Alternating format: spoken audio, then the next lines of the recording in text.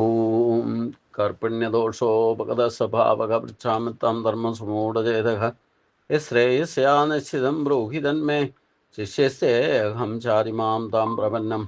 ഓം നമോ ഭഗവതേ വാസുദേവായ. നമോ ഭഗവതേ വാസുദേവായ. ഓം ശ്രീകൃഷ്ണായ പരബ്രഹ്മണേ നമഃ. എല്ലാ സജ്ജനങ്ങൾക്കും ഗുരുവായൂരപ്പൻ്റെ നാമത്തിൽ സാഷ്ടാംഗ പ്രണാമം. ഗീതയിൽ 13-ാം അധ്യായം ക്ഷേത്രജ്ഞ വിഭാഗ യോഗത്തിൽ 25-ാമത്തെ ശ്ലോകം വരെ ആണ് നമ്മൾ കണ്ടത്. മരണത്തെ അതിക്രമിക്കുന്നു എന്ന് പറഞ്ഞാൽ ജനന മരണ സ്വരൂപമായിരിക്കുന്ന സംസാരത്തെ അതിക്രമിക്കുന്നു എന്ന് വേണം മനസ്സിലാക്കാൻ. ഉപാസനാമാർഗം അഥവാ ഭക്തിയോഗമാണ് ഇവിടെ സൂചിപ്പിക്കുന്നത്.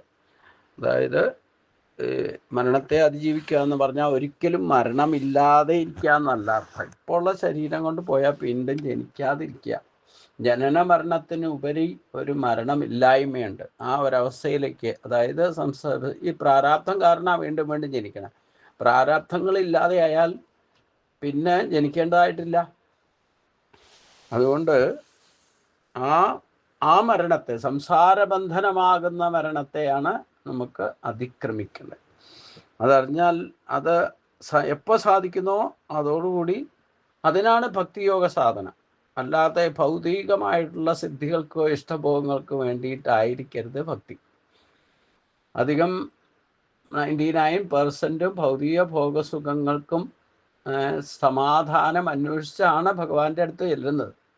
പക്ഷെ ശാശ്വതമായ സമാധാനം ആർക്കും ഇന്നു വരെ കിട്ടിയില്ല എന്ന് മാത്രമല്ല, ഭഗവാനെ ഭജിക്കാൻ പോകുന്നവർക്കൊക്കെ ക്ലേശങ്ങളാണ് വരുന്നത്. ഈ ക്ലേശങ്ങൾ വരുമ്പോഴാണ് പ്രശ്നം ഉണ്ടാക്കുന്നത്. ഭക്തിയുടെ പാതയിൽ നിന്നൊക്കെ ചിലപ്പോൾ ഒരു ജന്മം തന്നെ അച്ചീവ്മെൻ്റ് ഉണ്ടാക്കി ഇത് നഷ്ടമായി പോകും. വീണ്ടും ജനിച്ചു വരേണ്ടി വരും.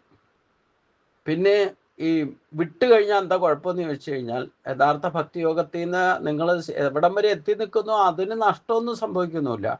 പക്ഷെ നിങ്ങൾ വിട്ടിട്ട് പിന്നെ ഭൗതിക കാര്യങ്ങളിൽ ഏർപ്പെടുമ്പം അവിടെ പിന്നെയും കർമ്മബന്ധനമുണ്ടാവും. അതാണ് കുഴപ്പം. മിങ്കിളാവും. പിന്നെ നമ്മൾ ദൈവാധീനത്താൽ ഭക്തിയോഗം കൊണ്ട് അതേപടി ഇരിക്കുമ്പോൾ മാത്രമേ നമുക്ക് ഗുണദോഷങ്ങൾ, അതായത് സാധനാബലം മസ്റ്റാണ്. നിത്യനൈമിത്യ കർമ്മം ചെയ്യണമെന്ന് പറയുന്ന എൻ്റെ ഉദ്ദേശം ശരീരത്തെ രക്ഷിക്കൽ മാത്രമല്ല. നമ്മൾ ദിവസവും എടുക്കുന്ന പാത്രം ദിവസവും തേച്ചുകൊണ്ടിരുന്നാൽ അത് വൃത്തിയായിട്ടിരിക്കും. ഒരാഴ്ച തേക്കാതിരുന്ന് നോക്കൂ, അപ്പം മലീനസമാകും അത്. അതേപോലെ തന്നെയാണ് നമ്മുടെ ശരീര സംബന്ധമായിരിക്കുന്ന ഈ കർമ്മയോഗം.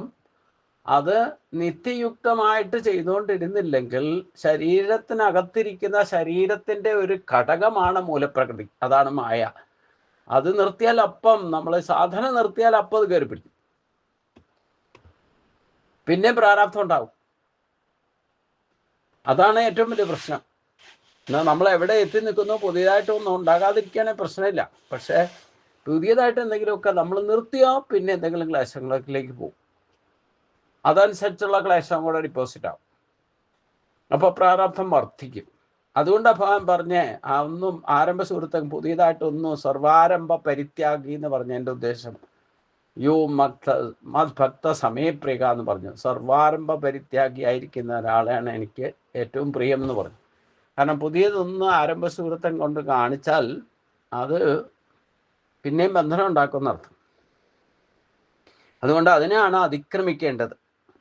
അതുകൊണ്ട് ഭഗവാൻ ഇനിയും പറയുന്നു, യാവ സംജായതേ കിഞ്ചിത് സത്വം സാവരജംഗമം ക്ഷേത്രജ്ഞ സംയോഗ തദ്വിധി ഭരതക്ഷഭ.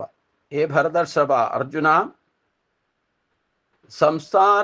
സ്ഥാവര ജംഗമം യാവത് കിഞ്ചിത്, സ്ഥാവരമോ ജംഗമമോ ആയി സത്വം സംജായതേ, യാതൊന്നെങ്കിലും ഉണ്ടാകുന്നുവോ, തൽ ക്ഷേത്രജ്ഞ, അത് ക്ഷേത്രജ്ഞന്മാരുടെ സംയോഗാദ്വിധി, സംയോഗത്താലാണ് എന്നറിഞ്ഞാലും. അല്ലെങ്കിൽ അർജുന, സ്ഥാവരമായോ ജംഗമമായോ യാതൊരു വസ്തുവെങ്കിലും ഉണ്ടാകുന്നുവോ അത് ക്ഷേത്രജ്ഞ സംയോഗത്താലാണ് എന്നറിഞ്ഞാലും. അതായത് സർവചരങ്ങളും അചരങ്ങളും പ്രകൃതി പുരുഷ സംയോഗത്തിൽ നിന്നാണ് ഉണ്ടാകുന്നത് എന്ന് ആത്യന്തികമായ ഒരു മണൽത്തരി പോലും അത് ഉണ്ടായി നിലനിൽക്കണമെങ്കിൽ അവിടെ ക്ഷേത്രജ്ഞ സംയോഗം ഉണ്ടാകും. നമുക്ക് തോന്നും നിശ്ചലമായിരിക്കുന്ന വസ്തുക്കൾ, സ്ഥാവരം എന്ന് പറയുന്നത് അതാണ് അചരങ്ങൾ എന്ന് പറഞ്ഞത്. പാറക്കഷ്ണം പോലും ഉണ്ടാക്കണമെങ്കിൽ അതും ക്ഷേത്രജ്ഞ പുരുഷ പ്രകൃതി സംയോഗത്താലാണ്. അതാണ് ക്ഷേത്രജ്ഞ സംയോഗം എന്ന് പറയുന്നത്. ഈശ്വരന്റെ ശക്തിയും പ്രകൃതി തത്വങ്ങളും കൂടെ ചേരുമ്പോൾ ചേർന്നല്ലാതെ ഈ പ്രപഞ്ചത്തിൽ ജീവനുള്ളതോ ഇല്ലാത്തതോ ആയിട്ട് ഒന്നും സൃഷ്ടിക്കപ്പെടുന്നതല്ല. അതിന് നിലനിൽപ്പില്ല. അത് ഇല്ല, ഉണ്ടായാൽ നിലനിൽക്കുന്നതല്ല, ഇല്ലാതെയാകുള്ളൂ. അതുകൊണ്ട് അവസ്ഥാത്രയം സംഭവിക്കണമെങ്കിൽ അവിടെ ക്ഷേത്രജ്ഞ സംയോഗം ഉണ്ടാകണം എന്നർത്ഥം. ഒരു മണൽത്തരി പോലും അതുണ്ടായി, അത് നിലനിന്ന് അത് പ്രകൃതിയിലേക്ക് എപ്പോൾ ലയിക്കുന്നോ ആ മൂന്നവസ്ഥയ്ക്കും കാരണഭൂതനായിരിക്കുന്ന ക്ഷേത്രജ്ഞൻ എന്ന് പറയുന്ന പുരുഷൻ, നമ്മുടെ ജീവൻ, പ്രകൃതി സംബന്ധമാണ് ശരീരം. ഇത് രണ്ടും കൂടെ യോജിക്കാതെ സ്ഥാവരങ്ങളായിട്ടോ ജംഗമങ്ങളായിട്ടോ ഒന്നും ഉണ്ടാകുന്നതല്ല എന്നറിഞ്ഞാലും സമം സർവേഷു ഭൂതേഷു തിഷ്ഠന്തം പരമേശ്വരം വിനശ്യ വിനശ്യന്ത്യം യ പശ്യതി സ പശ്യതി. സർവേഷു ഭൂതേഷു, സർവചരാചരങ്ങളിലും സമം തിഷ്ഠന്തം പരമേശ്വരം, ഒരുപോലെ സ്ഥിതി ചെയ്യുന്ന പരമേശ്വരനെ വിനശ്യ വിനശ്യന്ത്യം, നശ്വര വസ്തുക്കളിൽ അനശ്വരനായിട്ട് യ പശ്യതി, യാതൊരുവൻ കാണുന്നുവോ സ പശ്യതി, അവൻ കാണുന്നു, അവൻ സത്യത്തെ അറിയുന്നു എന്നർത്ഥം. സത്യത്തെ കാണുന്നു. അതായത് ഈ സ്ഥാവര ജംഗമങ്ങളായിട്ടുള്ള ചരാചരങ്ങളായിട്ടുള്ള സകല ചരാചരങ്ങളും ഉണ്ടാകുന്നതും നിലനിൽക്കുന്നതും ക്ഷേത്രജ്ഞ സംയോഗത്താലാണെന്ന് പറഞ്ഞു. അതുകൊണ്ട് തന്നെ സർവചരാചരങ്ങളിലും ഒരേപോലെ യാതൊരു പക്ഷവിധോ നീതത്വങ്ങളോ ഒന്നുമില്ലാതെ തന്നെ ഒരേപോലെ സ്ഥിതി ചെയ്യുന്നു.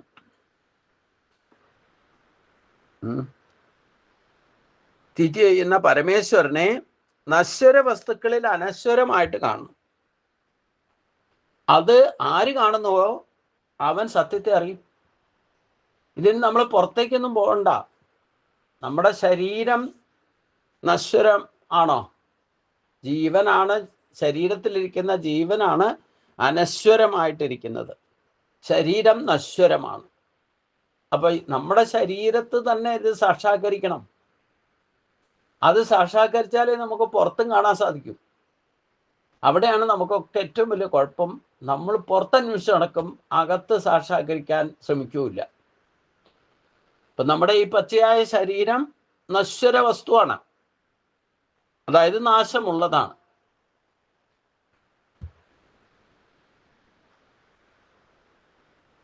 അതേ ശരീരത്തിലിരിക്കുന്ന ജീവൻ അനശ്വരമാണ്. ഇതാര് അറിയുന്നുവോ അവൻ സത്യത്തെ കാണുന്നവനാണെന്നർത്ഥം. സത്യത്തെ അറിയുന്നവനാണ്. ഈ രണ്ടിനെയും നമ്മുടെ ശരീരത്തെ ആര് തിരിച്ചറിഞ്ഞ് കാണുന്നുവോ അവൻ സത്യത്തെ കാണുന്നവനാണ്, അഥവാ സത്യം അറിയുന്നവനാണ്. ഇതിപ്പോ എന്താ ബുദ്ധിമുട്ട് നമുക്ക് ശരീരത്തിൽ ഒന്ന് മനസ്സിലാക്കാൻ? ബുദ്ധിമുട്ടൊന്നുമില്ല. അയ്യേ യതിസുലഭം എന്നാ രമണ മഹർഷി പറഞ്ഞേക്കണം. നമ്മുടെ കയ്യിൽ തന്നെ ഉള്ളത് നമ്മൾ അറിയാത്തിടത്തോളം കാലം പുറത്തൊന്നും അറിയാൻ ശ്രമിച്ചിട്ട് ഒരു കാര്യമില്ല. എത്ര അത്യധ്വാനം ചെയ്താലും യുവതാവതികൾ ചെയ്യും, യോഗ ചെയ്യും, അത് ചെയ്യും, ഇത് ചെയ്യും, സത്സംഗം ചെയ്യും, ഒക്കെ പല ആധ്യാത്മിക രംഗത്ത് പ്രയത്നിക്കുന്നുണ്ടാവും. പക്ഷേ ഈ സത്യത്തെ ആര് അറിയുന്നില്ലവോ അവൻ്റെ പ്രയത്നങ്ങളൊക്കെ വ്യർത്ഥമായി ഭവിക്കും. ഇത് ഇരുന്നിരിപ്പി മനസ്സിലാക്കാൻ പറ്റുള്ളൂ. നമ്മൾ സ്വയം മനസ്സിലാക്കാൻ വേണം, അറിയുകയും കൂടെ വേണം. സകല ചരാചരങ്ങളിലും സമമായിട്ട് സ്ഥിതി ചെയ്യുന്ന പരമേശ്വരനെ അഥവാ പരമാത്മാവിനെ, ഈശ്വരനെ നാശമുള്ള വസ്തുക്കളിലെ നാശമില്ലാത്തതായിട്ട് യാതൊരുവൻ കാണുന്നുവോ അവൻ അത്രേ സത്യദർശി. സർവചരാചരങ്ങളും നശ്വരങ്ങളാണ്. അനശ്വരനായിരിക്കുന്ന പരമാത്മാവ് അവയിലെല്ലാം വ്യാപിച്ചു നിൽക്കുന്നു. നശ്വര വസ്തുക്കൾ നശിക്കുമ്പോഴും പരമാത്മാവിന് നാശമില്ല എന്നർത്ഥം. നശ്വര വസ്തുക്കളിലും പരമാത്മാവിനെ ദർശിക്കാൻ കഴിയുന്നതാണ് സത്യദർശനം.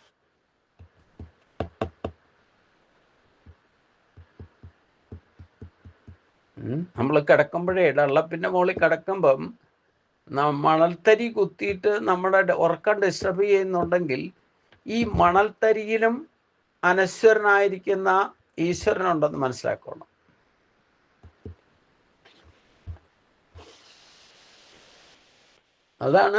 അതായിട്ട് നിലനിർത്തുന്നത് ഈശ്വരൻ്റെ ശക്തിയാണെന്നർത്ഥം. ഏത് വസ്തു ആയിക്കോട്ടെ, അതിന് നമ്മളെ ഡിസ്റ്റർബ് ചെയ്യാൻ സാധിക്കുമല്ലോ.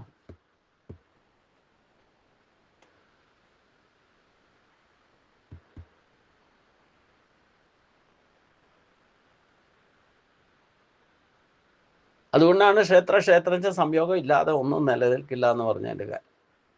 അപ്പം ഇത് എന്താ അത്ര ബുദ്ധിമുട്ട് അതൊന്ന് മനസ്സിലാക്കിയെടുക്കാൻ എനിക്ക് മനസ്സിലാകുന്നില്ല.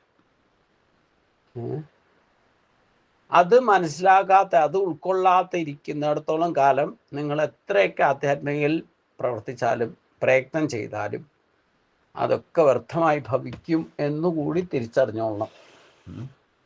ഭഗവാൻ ഇനി 15-ാം അധ്യായത്തിലേക്ക് ചെല്ലുമ്പോൾ പറയുന്നുണ്ട്, ആധ്യാത്മിക രംഗത്തെ അന്ധകരണ ശുദ്ധിയും വിവേകവും ഉണ്ടാണെങ്കിൽ തൻ്റെ ഉള്ളിൽ തന്നെ ഈശ്വരൻ ഇരിക്കുന്നു എന്ന് സാക്ഷാത്കരിക്കണം. അപ്പോഴാ ഈശ്വരൻ്റെ ശക്തിയാണ് ആ ശുദ്ധീകരണം നടത്തുക.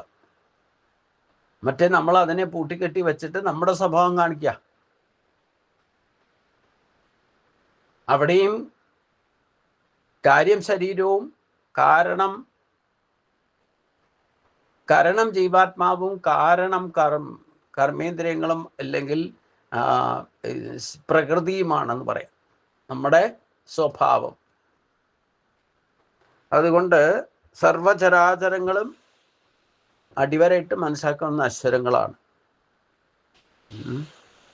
അനശ്വരമായ പരമാത്മാവ് അവയിലെല്ലാം വ്യാപിച്ചിരിക്കുന്നു എന്നതാണ് അതിൻ്റെ അനശ്വരത്വം എന്ന് പറയുന്നത്. ആ ജീവൻ ഏത് ശരീരത്തിൽ ഇരുന്നാലും അത് ഉള്ളപ്പോൾ മാത്രമേ അതിന് താൽക്കാലികമായിട്ട് മരണമില്ലാതിരിക്കൂ. ആ ജീവൻ ശരീരത്തിൽ നിന്ന് പോയാൽ അത് അപ്പോഴാണല്ലോ നശ്വരം എന്ന് പറയുന്നത്.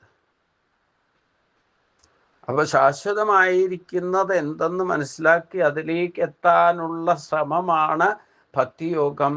അതിനുള്ള അനുഷ്ഠാനങ്ങൾ ചെയ്യാൻ തുടങ്ങിയാൽ ശരീരക്ലേശം വരെ ഉണ്ടാകും.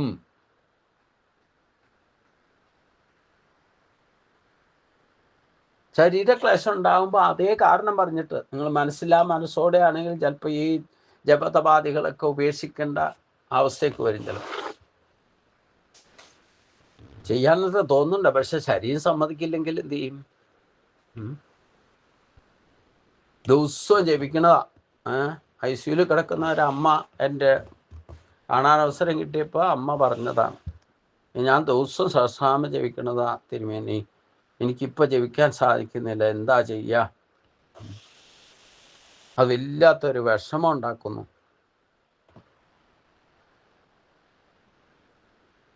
വിഷമം നിങ്ങൾക്കുണ്ടാകാൻ എന്താ കാരണം? നിങ്ങളത് പ്രാരാബ്ധമായിട്ട് ചെയ്തുകൊണ്ടിരിക്കുക, അതാണ് പ്രശ്നം. സിദ്ധ്യോ സമഭൂത എന്ന് പറഞ്ഞ പോലെ നമ്മൾ ഈശ്വരനെ എപ്പോഴും സ്മരിച്ചുകൊണ്ടേയിരിക്കുക. എന്ത് ചെയ്യുമ്പോഴും ചിന്തിക്കുമ്പോഴും പറയുമ്പോഴും ഇതൊക്കെ ശരീരം കൊണ്ട് പറ്റുന്ന അത്രേ പറ്റുള്ളൂ. ശരീരത്തിന് എന്തെങ്കിലും വയ്യായിക വന്നു കഴിഞ്ഞാൽ ഈ പറഞ്ഞ എത്ര നിർബന്ധം ഒഴിച്ചുകൂടാൻ പാടില്ലാത്ത സ്വഭാവമാക്കി വച്ചിരിക്കുന്ന കർമ്മങ്ങൾ പോലും നമുക്ക് ചെയ്യാൻ പറ്റില്ല. ദിവസവും കുളിക്കുന്ന ആൾക്ക് കുളിക്കാൻ പറ്റുമോ? കിടക്കുന്ന എഴുന്നേറ്റിട്ട് വേണ്ടേ കുളിക്കണേ. പിന്നെ ഇപ്പോൾ പുതിയ ടെക്നോളജി അനുസരിച്ച്, പുതിയ ഡെവലപ്മെൻ്റ് അനുസരിച്ച് തുടയ്ക്കാനുള്ള സംവിധാനമൊക്കെ ഉണ്ട്. എത്ര തുടച്ചാലും ദിവസവും കുളിക്കുന്ന ആൾക്ക്, ശരിക്കും വെള്ളത്തിൽ കുളിക്കുന്ന ആൾക്ക് ഈ തുടച്ചാൽ തൃപ്തിയാവുമോ?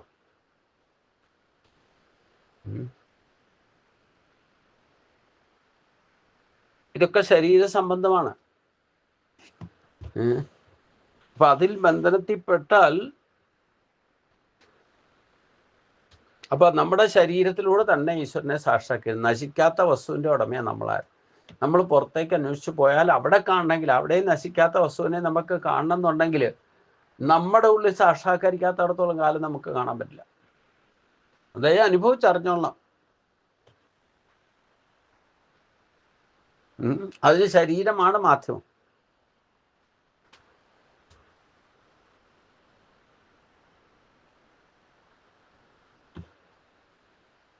സംപശ്യൻ കർത്തു സർവത്ര സംപശ്യൻ ഹി സർവത്ര സമാവസ്ഥിതമീശ്വരം നാ ഹിനസ്ത്യാത്മനാത്മാനം തതോ യാതി പരാം ഗതിം. ഹി സർവത്ര സമം, എന്തെന്നാൽ എല്ലായിടത്തും സമമായിട്ട് സമാവസ്ഥിതം ഈശ്വരം പശ്യൻ, സ്ഥിതി ചെയ്യുന്ന ഈശ്വരനെ കാണുന്നവൻ ആത്മനാത്മാനം തന്നെ താൻ തന്നെ എന്ന് ആത്മാവിനെ നശിപ്പിക്കുകയില്ല.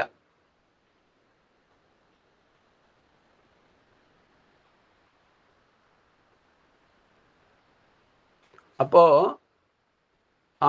എന്തെന്നാൽ ആത്മനാത്മാനം, ഈ ആത്മാവിനെ കൊണ്ട് ആത്മാവിനെ ഉയർത്തിക്കൊണ്ടുവരാനൊക്കെ ഇതിനു മുമ്പും 2-3 പ്രാവശ്യം പറഞ്ഞു.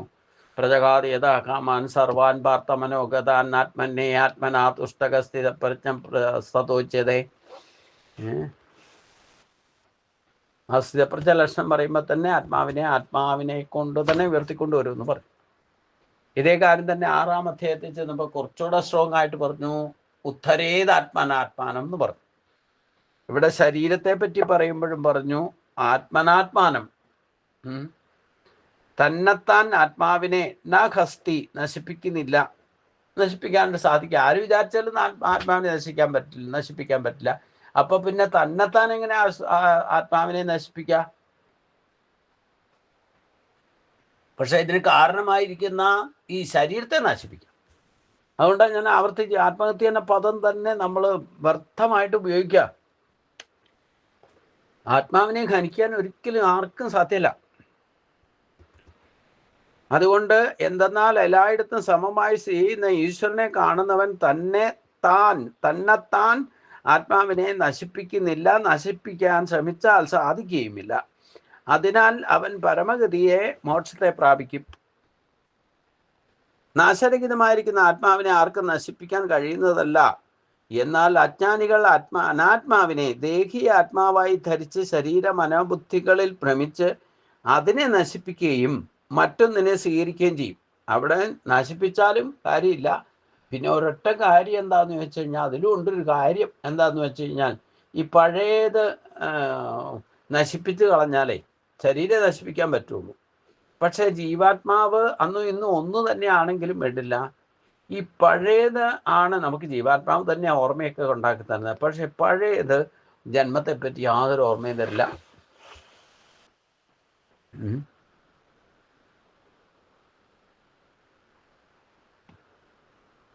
അതുകൊണ്ട് ഈ കർമ്മബന്ധനം വിട്ടു എന്ന് തോന്നണേ. വിടുവൊന്നുമില്ല. വാസനാബലം കിടക്കുന്നിടത്തോളം മുഴുവനായിട്ട് വിടില്ല. നാശരഹിതമായ ആത്മാവിനെ ആർക്കും നശിപ്പിക്കാൻ കഴിയുന്നതല്ല. എന്നാൽ അജ്ഞാനികൾ അനാത്മാവിനെ ദേഹിനെ ആത്മാവായി ധരിച്ച് ശരീര മനോബുദ്ധികളിൽ പ്രേമിപ്പിച്ച് അതിനെ നശിപ്പിക്കുകയും ചെയ്യും, മറ്റൊന്നിനെ സ്വീകരിക്കുകയും ചെയ്യും. തൽഫലമായി ജനന മരണങ്ങളായി വർത്തിക്കുന്നു എന്നർത്ഥം. സർവവ്യാപിയായിരിക്കുന്ന ഈശ്വരനെ, പരമാത്മാവിനെ കാണുന്നവൻ സ്വസ്വരൂപിയായിട്ട് അതിനെ കാണും. അത് തന്നെ പരമപദം എന്ന് പറയുന്നത്. പ്രകൃത്യൈവച കർമാണി ക്രിയമാണാനി സർവശഃ.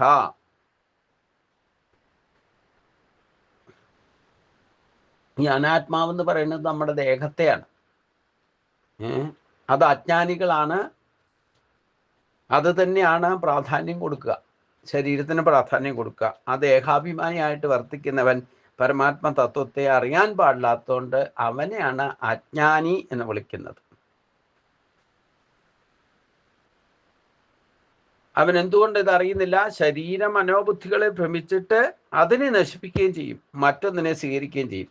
അപ്പം നമ്മൾ ഇന്ദ്രിയ ഭോഗസുഖങ്ങളിൽ ഭ്രമിച്ചിരിക്കുന്ന ആൾക്ക് ഈ പറയുന്ന ആത്മബോധം ഒരിക്കലും ഉണ്ടാവില്ല. ഉണ്ടാക്കാൻ ശ്രമിച്ചാൽ അവന് താല്പര്യം ഉണ്ടാവില്ല. പിന്നെ ഈ ശരീരത്തിൽ ഈശ്വരൻ്റെ ശക്തിയാണ് പ്രവർത്തിക്കുന്നത്, അവനിലും പ്രവർത്തിക്കുന്നത് തന്നെയാണ്. പക്ഷേ അത് തൻ്റെ ഇഷ്ടത്തിന് തൻ്റെ സ്വഭാവം കൊണ്ട് അനുസരിച്ചുകൊണ്ട് ജീവാത്മാവ് വഴങ്ങിത്തന്ന് അത് കാര്യമാകുന്ന ശരീരത്തിലൂടെ കാരണമാകുന്ന ഇന്ദ്രിയ ശക്തികളെ ജീവാത്മാവ് അതിനെ പ്രവർത്തിപ്പിക്കുമ്പോഴും നമ്മൾ ഇന്ന് വരെ ആത്മബോധം, ആത്മാവിനാൽ ഉയർത്തിക്കൊണ്ടുവന്ന് ആത്മബോധ തലത്തിൽ എത്താത്തിടത്തോളം കാലം ഇതേ ആത്മാവ് ശരീരത്തിൽ ഇരുന്നുകൊണ്ട് നമുക്ക് കർമ്മബന്ധനം ഉണ്ടാക്കുന്ന പറഞ്ഞാൽ അതല്ല ഉണ്ടാക്കുക, നമ്മുടെ സ്വഭാവം കൊണ്ട് സ്വയം ക്രിയേറ്റ് ആകും. സർവവ്യാപിയായിരിക്കുന്ന ഈശ്വരനെ കാണുന്നവൻ സ്വസ്വരൂപിയായി അതിനെ കാണും. അത് തന്നെയാണ് പരമപദം എന്ന് പറയുന്നത്. ആ സംസാര ബന്ധനം തീർന്നാൽ പിന്നെ നിങ്ങൾ ശരീരത്തോട് ജീവിച്ചിരുന്നാലും പരമപദത്തിലായിരിക്കും, ജീവൻ മുക്തഭാവത്തിലായിരിക്കും. പിന്നെ പുതിയതായിട്ട് കർമ്മബന്ധനം ഉണ്ടാക്കാതെ അതേ ലെവലിൽ പോയിട്ട് ശരീരം എപ്പോൾ വീണു പോകുന്നോ അപ്പം ഭഗവാനിലേക്ക് എത്തുകയും ചെയ്യും.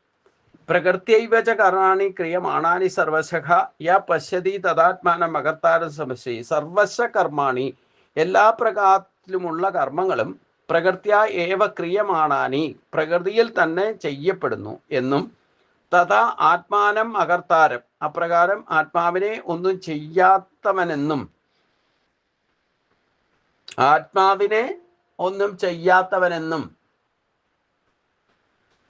തഥാ ആത്മാനം അകർത്താരം, അപ്രകാരം ആത്മാവിനെ ഒന്നും ചെയ്യാത്തവനെന്നും, യ പശ്യതി സ പശ്യതി, യാതൊരുവൻ കാണുന്നുവോ അവൻ സത്യത്തെ കാണുന്നവനാണ്. എല്ലാ തരത്തിലുള്ള കർമ്മങ്ങളും പ്രകൃതി തന്നെ ചെയ്യുന്നതെന്നും ആത്മാവ് ഒന്നും ചെയ്യുന്നില്ലെന്നും യാതൊരുവൻ അറിയുന്നുവോ അഥവാ കാണുന്നുവോ അവൻ സത്യാവസ്ഥ കാണുന്നവനാണ്. പ്രകൃതി തന്നെയാണ് ത്രിഗുണാത്മകമായ മായ. പരമാത്മാവ് ഒന്നും ചെയ്യാതെ സാക്ഷി മാത്രമായിട്ട് സ്ഥിതി ചെയ്യുന്നു എന്ന് മാത്രം. എന്നാൽ ആത്മസാന്നിധ്യം ഇല്ലെങ്കിൽ ഒരു കർമ്മവും നടക്കുകയില്ല. നമ്മുടെ ഞാൻ പറഞ്ഞു ഈ ശരീരത്തെ പറ്റിയാണ് ഇപ്പോൾ സംസാരിക്കുന്നത്. അതുകൊണ്ട് ശരീര സംബന്ധമാണ് ഈ പറയുന്നത്. നമ്മൾ ഈ ശരീരത്തിലൂടെ ഈ പറയുന്ന കാര്യം നമ്മൾ കണ്ടെത്തണം, ഇതുവരെ കണ്ടെത്തിയിട്ടില്ലെങ്കിൽ. പ്രകൃതി എന്ന് പറയുന്നത് പ്രകൃതിയിൽ നിന്നുണ്ടായ ശരീരം. ഈ ശരീരത്തിന് നമ്മളെ ഈ സത്യത്തെ മറച്ചു വെക്കുന്നതാണ് മൂലപ്രകൃതി അഥവാ മായ. അത് സത്വരജ തമോ ഗുണങ്ങളാണ്. ത്രിഗുണാത്മികമായിരിക്കുന്ന ഈ മായ പരമാത്മാവ് ഒന്നും ചെയ്യാതെ സാക്ഷിഭൂതമായിട്ട് ഇരുന്നു കൊണ്ട് ആത്മസാന്നിധ്യം ഇല്ലെങ്കിൽ ഇതൊന്നും ചെയ്യാൻ സാധ്യമല്ല. നമുക്ക് ചിന്തിക്കാനോ പറയാനോ പ്രവർത്തിക്കാനോ ഉണ്ടെങ്കിലും ആ സാധിക്കണമെങ്കിൽ നമ്മുടെ ശരീരത്തിൽ ജീവമാണ്. എന്നാൽ ആ ജീവാത്മാവ് ഈ ശരീരത്തിൽ ഇരുന്നു കൊണ്ട് പ്രവർത്തിക്കുന്ന ത്രിഗുണാത്മകമായ സ്വഭാവത്തിലായിരിക്കും. ഇത് പ്രകൃതിയിൽ നിന്ന് കിട്ടിയത്.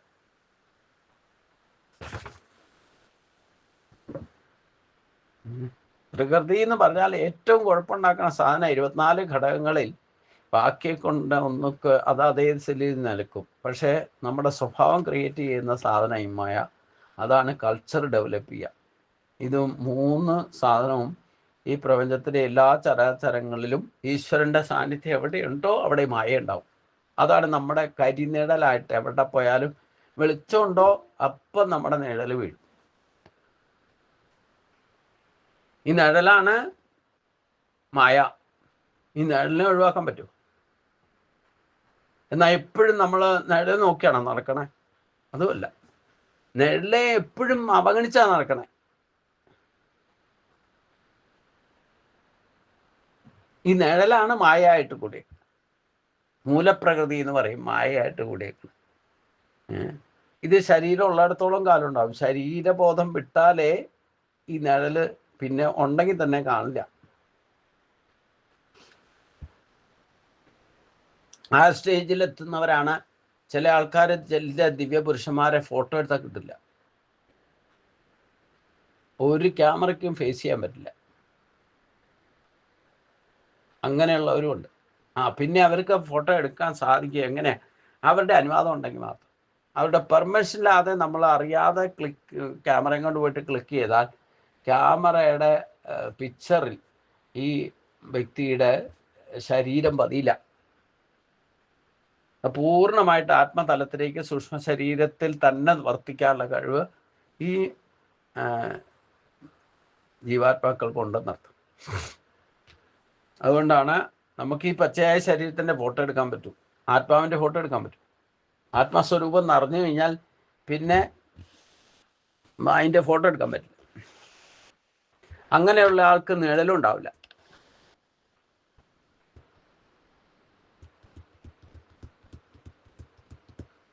സൂക്ഷ്മങ്ങളിൽ സൂക്ഷ്മമായ ശരീരത്തിലൂടെയൊക്കെ പ്രകാശം കടന്നു കയറും.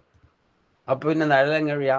നമ്മുടെ ശരീരം ഒരു സാധാരണ ഭൗതിക വസ്തുവായിട്ട് നിൽക്കുമ്പോഴാണ് സൂര്യപ്രകാശത്തിലോ ഇല്ലേ മറ്റൊരു വെളിച്ചത്തിൻ്റെ പിന്നിൽ നിന്നാൽ ആണല്ലോ ഓപ്പോസിറ്റ് സൈഡ് നിഴൽ കാണുക.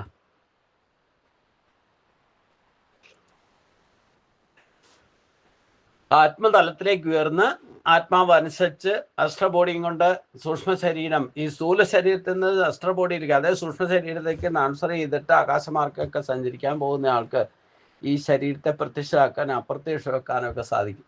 നമ്മുടെ ദൃഷ്ടിയിൽ നിന്ന് മറയ്ക്കാൻ സാധിക്കും. നമ്മുടെ മുമ്പിൽ നിന്നോട്ട് സാന്നിധ്യം ഇവിടെ ഉണ്ടാവും, പക്ഷെ നമ്മൾ കാണില്ല. അത് ഈ ത്രിഗുണാത്മകമായിരിക്കുന്ന ഈ മൂലപ്രകൃതിയെ ജയിച്ചവർക്കേ സാധിക്കും. പരമാത്മാവ് ഒന്നും ചെയ്യാതെ സാക്ഷി മാത്രമായിട്ട് ചെയ്യുന്നു. എന്നാൽ ആത്മസാന്നിധ്യം ഇല്ലെങ്കിൽ ഒരു കർമ്മവും നമുക്ക് ചിന്തിക്കാനോ പറയാനോ പ്രവർത്തിക്കാനോ സാധ്യമല്ല. യഥാ ഭൂതഭാവം ഏകസ്ഥാനം ഉപശ്യതി തഥ ഏവച വിസ്ഥാനം ബ്രഹ്മസമ്പത്തിരേ തഥാ ഭൂതഭൃദ്ഭാവം, ഭൂതങ്ങളുടെ വേറെ വേറെയുള്ള ഭാവം ഏകസ്ഥം ഒന്നിൽ തന്നെ സ്ഥിതി ചെയ്യുന്നു. തഥ ഏവ വിസ്താരം ച, അതിൽ നിന്ന് തന്നെ വിസ്താരമാർന്നതാണെന്നും, യഥാ അനുപശ്യതി, എപ്പോൾ കാണുന്നുവോ, തഥാ ബ്രഹ്മസമ്പദ്യതേ, അപ്പോൾ ബ്രഹ്മഭാവത്തെ പ്രാപിക്കുകയും ചെയ്യും. എപ്പോഴാണോ നമുക്ക് ഇത് ഒന്നായിട്ട് കാണാൻ സാധിക്കുന്നത്, അതായത് പ്രകൃതിയും പുരുഷനും ഒന്നായിട്ട് കാണാൻ സാധിക്കുന്നത്, അവിടെ പിന്നെ രണ്ടില്ലല്ലോ.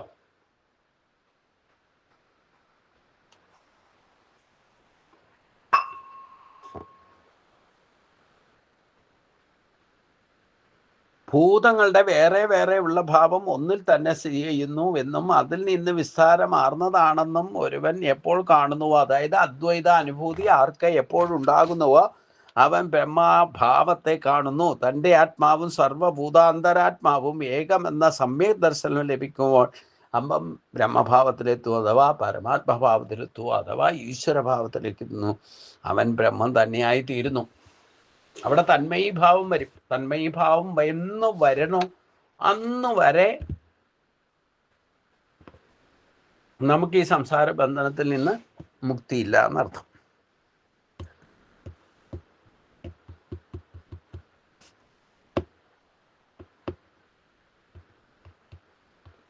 തൻ്റെ ആത്മാവും സർവഭൂതാന്തരാത്മാവ്, സർവഭൂതങ്ങളുടെ അന്തരാത്മാവായിരിക്കുന്ന ശക്തിയും ഒന്നാണെന്ന ബോധം,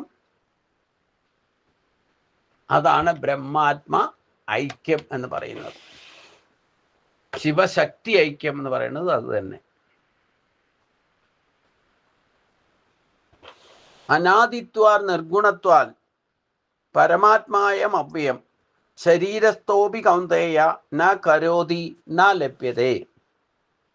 കൗന്ദേയ, അർജുന, അനാദിത്വാ നിർഗുണത്താൽ, അനാദിയാകയാലും നിർഗുണനാകയാലും അവ്യയ അയം പരമാത്മാ, നാശരഹിതനായിരിക്കുന്ന ഈ പരമാത്മാവ്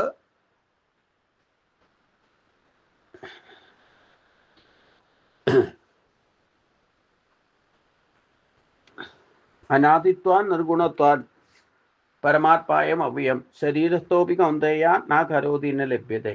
ഹേ കൗന്ദേയ, അർജുന, അനാദിത്വാൻ നിർഗുണത്താൻ, അനാദിയാകയാലും നിർഗുണനാകയാലും അവ്യയം അയം പരമാത്മാ, നാശരഹിതനായിരിക്കുന്ന ഈ പരമാത്മാവ് ഒന്നും ചെയ്യുന്നില്ല, കർമ്മഫലത്തോട് ബന്ധിക്കപ്പെടുന്നുമില്ല.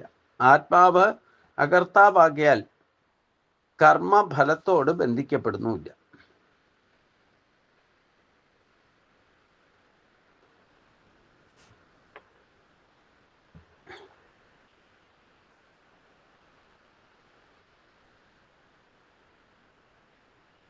ഈ ആത്മാവിന് ആദിയില്ല, അതിന് പ്രത്യേകിച്ചൊരു സ്വഭാവമില്ല.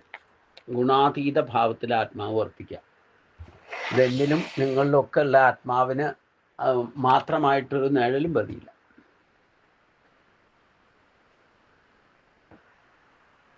അപ്പം ഈ അവ്യക്തമായിരിക്കുന്ന ആത്മാവോടുകൂടി ഈ ശരീരം എവിടുന്ന പ്രകൃതിയിൽ നിന്നാണ് കിട്ടിയത്. അത് ചേരുമ്പോഴാണ് നമുക്ക് ആത്മാവിനെ അനുഭവിച്ചറിയാൻ സാധിക്കും. അല്ലാതെ പ്രമാണം നമുക്ക് പറ്റില്ല.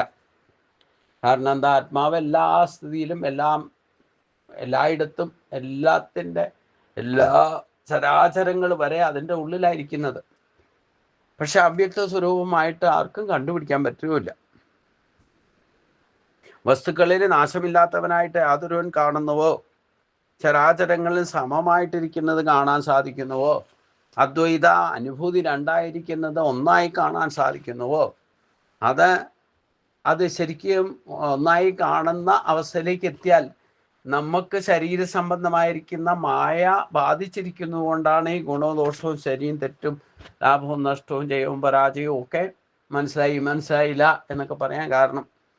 പക്ഷേ പണ്ടേ ഉള്ളതും നിർഗുണഭാവത്തിൽ സദാവർത്തിക്കുന്നതുമായിരിക്കുന്ന സത്യത്തെ അറിഞ്ഞാൽ പിന്നെ ശരീരബോധത്തിൽ നിന്നും ഉപരിയായിട്ട് ഈ ശരീരത്തിനും പ്രകൃതിക്കും, പ്രകൃതി എന്ന് പറഞ്ഞാൽ തന്നെ പ്രത്യക്ഷമായിരിക്കുന്ന കൃതം ശരീരം, പ്രകർഷേണ കൃതം ജീവസാന്നിധ്യം, ഇത് രണ്ടും ചേർന്നിരിക്കുന്നത് കൊണ്ട് അവിടെ അദ്വൈതാനുഭൂതി ഉണ്ടാകും.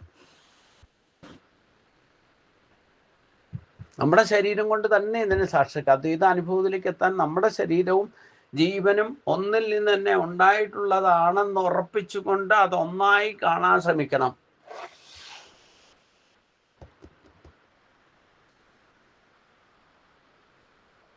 യഥാ സർവഗതം ആത്മാവ് അകർത്താവായാൽ കർമ്മഫലത്തോട് ബന്ധിക്കപ്പെടില്ല. ആദിയില്ലാത്തവനും ഗുണരഹിതനുമായാലും നാശമില്ലാത്തതും ഈ പരമാത്മാവ് ശരീരത്തിൽ തീയുന്നുവെങ്കിലും ഒന്നും ചെയ്യുന്നില്ല, കർമ്മഫലത്തെ ബന്ധിക്കപ്പെടുന്നുമില്ല. നമ്മളിപ്പോൾ എന്ത് തോന്നിയാസം കാണിച്ചാലും ആത്മാവിനെ ഒന്നും ബാധിക്കില്ല. അത് അതേപടി തന്നെ പരിശുദ്ധമായിട്ട് കിട്ടി, പരിശുദ്ധമായിട്ട് നിൽക്കും.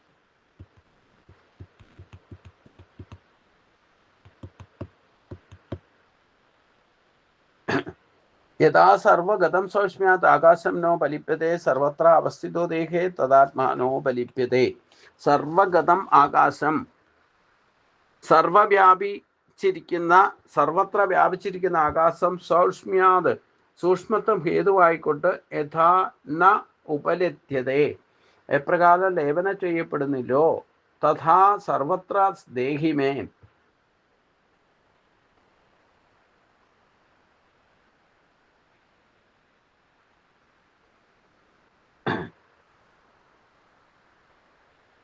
ശരീര സംബന്ധമായിരിക്കുന്ന ഗുണങ്ങളോ ദോഷങ്ങളോ ആത്മാവിനെ സ്പർശിക്കുന്നേ ഇല്ല എന്ന് ആവർത്തിച്ച് പറയുന്നുണ്ട്. പക്ഷെ നമുക്ക് അങ്ങനെ തോന്നും ഈ ആത്മാവാണ് ഇതിനൊക്കെ കാരണമായിട്ട് നിൽക്കുന്നത്. സർവത്ര വ്യാപിച്ചിരിക്കുന്ന ആകാശ സൂക്ഷ്മഭാവം ഹേതുവായിക്കൊണ്ട് എപ്രകാരം മലിനമാക്കപ്പെടുന്നില്ലയോ, ആകാശത്തിലേക്ക് എന്തൊക്കെ നമ്മൾ ബോംബ് പൊട്ടിച്ചാൽ വരെ അതിലുണ്ടാകുന്ന മാലിന്യങ്ങളോ വൈറസുകളോ ബാക്ടീരിയകളോ ജീവാണുക്കളോ ഒന്നും ആകാശരൂപത്തിലിരിക്കുന്ന ആത്മാവിനെ മലിനപ്പെടുത്താനോ അതിന് രോഗം വരുത്താനോ അതിനെ നശിപ്പിക്കാനോ ഈ പറയുന്ന പ്രക്രിയ കൊണ്ടൊന്നും സാധിക്കുന്നില്ല എന്നർത്ഥം. അപ്രകാരം തന്നെ സകല ദേഹങ്ങളിലും ചെയ്യുന്നുവെങ്കിലും ആത്മാവ് ഒന്നിനാലും മലിനമാക്കപ്പെടുന്നില്ല. ശരീര സംബന്ധങ്ങളായിരിക്കുന്ന ഗുണങ്ങളോ ദോഷങ്ങളോ ആത്മാവിനെ ഒരിക്കലും ഒരു കാലത്തും ഒരു ജന്മത്തിലും ബാധിക്കുന്നതല്ല എന്ന് നമ്മൾ അറിഞ്ഞിരിക്കണം. യഥാ പ്രകാശയത്തെ കൃഷ്ണം ലോകം ഇമം രവിയും ക്ഷേത്രം ക്ഷേത്രീ തഥാ കൃഷ്ണം പ്രകാശയത്തെ തത്പരം ഏവ രവി ഭാരത. അർജുനൻ പറഞ്ഞു, കൃഷ്ണം ഇമം ലോകേ, ഈ ലോകത്തെ മുഴുവനും യഥാ പ്രകാശയതി എപ്രകാരം നശിപ്പിക്കുന്നുവോ തഥാ ക്ഷേത്രേത്രി അപ്രകാരം തന്നെ ഞാൻ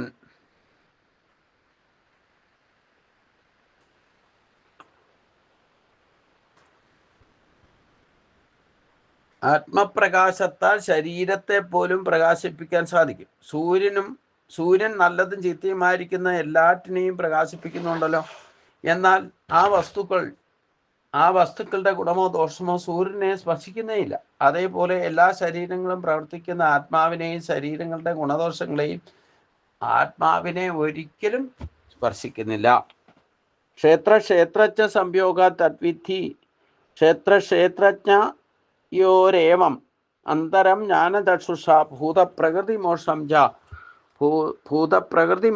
ച ഏ വിദുർയാന്തിതേ പരം. ഏവം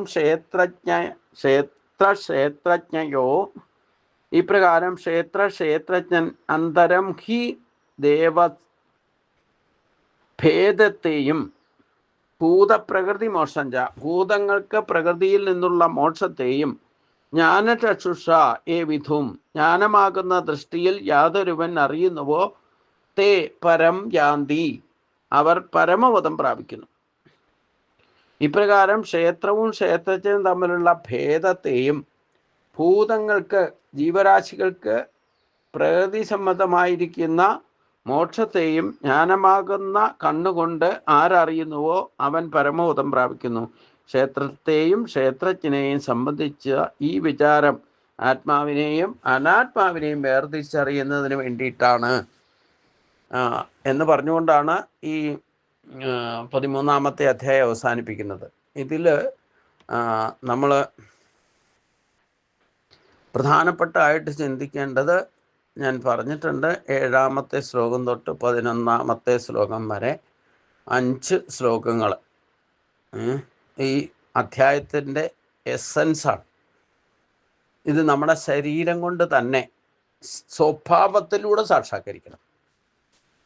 ശരീരത്തിലൂടെ സ്വഭാവത്തിൽ സാക്ഷാത്കരിക്കണം എന്ന് പറഞ്ഞാൽ ഇപ്പോൾ ഉള്ള സ്വഭാവത്തെ ഇത് സാക്ഷാത്കരിക്കാൻ സാധിച്ചാൽ ഗുരുവായൂരപ്പൻ പറയുന്ന പോലെ നിങ്ങളുടെ സ്വഭാവത്തിൽ പരിവർത്തനം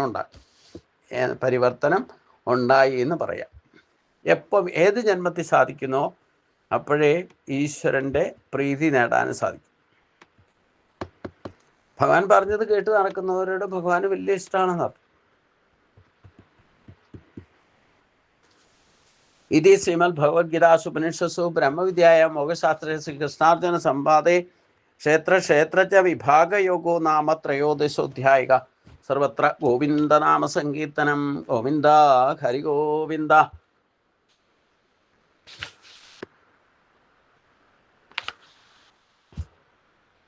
ഓം കായേന വാചാ മനസേന്ദ്രിയർവാ ബുദ്ധ്യാത്മനാ വാ പ്രകൃതേ സ്വഭാവാത് കരോമി യദ്ദത് സകലം പരസ്മൈ നാരായണായേതി